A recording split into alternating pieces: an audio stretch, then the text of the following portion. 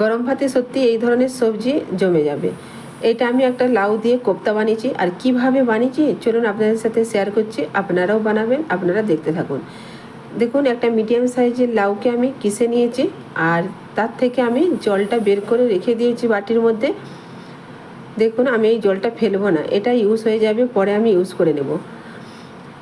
আর ওর মধ্যে আমি এবার লাউয়ের মধ্যে কী কী মিশাবো, নুন, হলুদ, গরম মশলা আর ধনা পাউডার, একটা মিডিয়াম সাইজের পেঁয়াজকে আমি ছোটো ছোটো করে কেটে রেখেছি, এগুলো সব মিক্স করে নেব, দিয়ে দিলাম।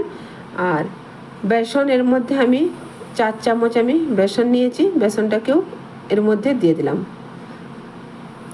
এবার আমি হাতের সাহায্যে ভালোভাবে মিক্স করে ছোট ছোট বল বানিয়ে নেব ভাজার জন্য। দেখুন, আমার বল রেডি হয়ে গেছে, এখানে কিছুটা আছে, এটাও আমি বানিয়ে নেব। গ্রেভি বানানোর জন্য 2টো টমেটো, 2টো পেঁয়াজ আর কিছুটা আদা রসুন আর একটা লঙ্কা, ভালোভাবে আমি এটাকে পেস্ট বানিয়ে নেব। দেখুন, রেডি হয়ে গেছে পেস্ট। এবার আমি কড়ার মধ্যে সামান্য তেল দিচ্ছি, তেলের মধ্যে আমি একটা লঙ্কা দিয়ে দিলাম, আর তেজপাতাও দিতে পারেন, তেজপাতা দিতে আমি ভুলে গেছি।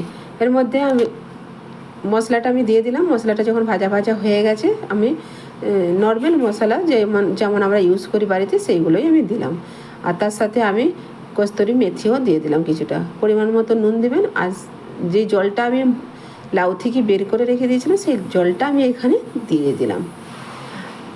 যেহেতু আমি গ্রেভি বানাবো তাই আমি আরেকটু জল এখানে অ্যাড করলাম। আর বড়ার মধ্যে জলটা একটু বেশি টানে, তার জন্য জলটা একটু দিতেই হলো। যখন ফুটতে শুরু করলাম, আমি বড়াগুলো দিয়ে দিয়েছি, তারপর আমি কিছুটা ধনে পাতাও দিয়ে দিলাম। দেখুন, সবজি আমার রেডি হয়ে গেছে। নামানোর আগে কিছুটা ঘি দিয়ে আমি নামিয়ে নেব। এটা গরম ভাতের সাথে খেতে খুবই ভালো লাগে, আপনারা বানিয়ে দেখতে পারেন। ওকে, বাই বাই, এইটাই ছিল।